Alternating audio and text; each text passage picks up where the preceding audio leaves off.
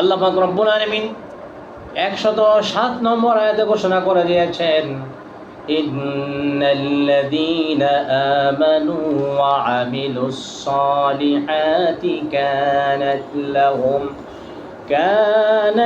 লাহুম জান্নাতুল ফিরদাউসি নুজুলা।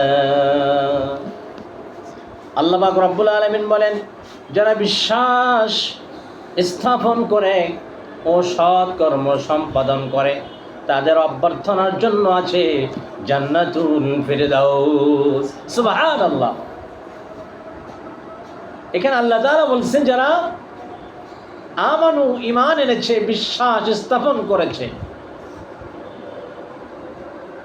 ওয়া আমিলুস সালিহাতি যারা সৎ কর্ম করেছে, আমলে সালিহা নেক আমল করেছে, কানাত লাহুম জান্নাতুল ফিরদাউসি নুজুলা তাদের অভ্যর্থনার জন্য আছে জান্নাতুল ফিরদাউস। সুবহানাল্লাহ। জান্নাতুল ফিরদাউস কি সবথেকে ছোট জান্নাত না সবথেকে বড় জান্নাত? জান্নাত কয়টি? 8টি। সব থেকে বড় জান্নাতের নাম হচ্ছে জান্নাতুল ফিরদাউস। নবীজি বলেছেন, আমার উম্মতেরা, যখন তোমরা আল্লাহ তাআলার কাছে জান্নাত প্রার্থনা করবে তখন বড় জান্নাত প্রার্থনা করবে। সাহাবাগণ আরজ করলেন, ইয়া রাসূলুল্লাহ, বড় জান্নাত কোনটা? নবীজি বললেন, বড় জান্নাত হলো জান্নাতুল ফিরদাউস। সুবহানাল্লাহ। সাহাবাগণ বললেন, ইয়া রাসূলুল্লাহ, ইয়া হাবিবাল্লাহ, জান্নাতুল ফিরদাউস যদি কামনা করি লাভ কি হবে, কি পাওয়া যাবে? বড় জান্নাতের ভিতরে তো যে যাবে লাভবান হবে, কিন্তু নবীজি ওখানে কি পাওয়া যাবে? সুবহানাল্লাহ। সুবহানাল্লাহ।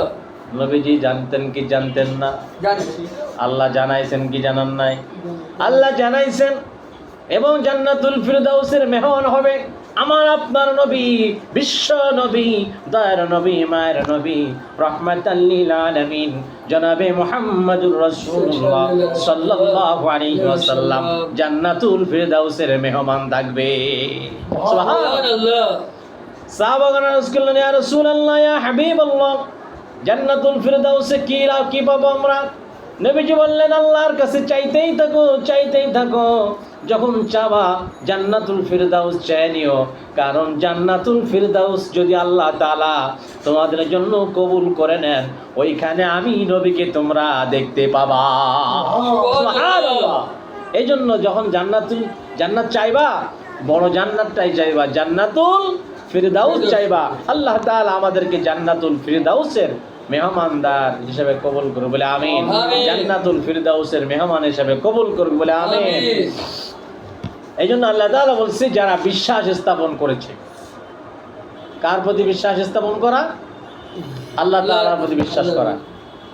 খালি কি আল্লাহর উপর বিশ্বাস করলে হবে? পরিকৃত পক্ষে যদি আমরা পুরোপুরিভাবে আল্লাহ তাআলার উপর বিশ্বাস স্থাপন করি, আল্লাহ তাআলা যে নির্দেশগুলো দিয়েছে, আদেশগুলো দিয়েছে,